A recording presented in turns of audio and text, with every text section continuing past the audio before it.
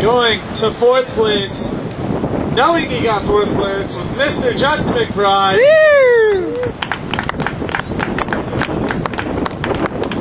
Woo. Okay. I like how I don't even need the results sheet. I'm just reading it straight off the checks. Winning $400,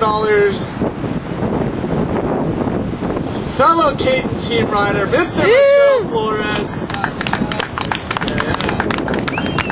Yeah. So stoked. Rocking the Oakley blades. Somebody get this guy onto Oakley. He bought them.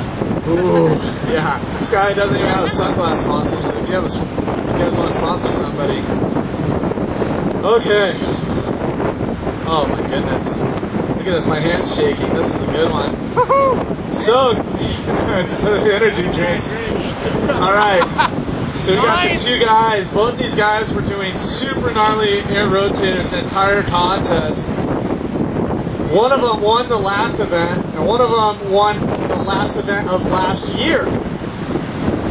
And winning this event is the guy who won the last event last year. Ryan Carlson. Taking 2nd place is Geoff Brack.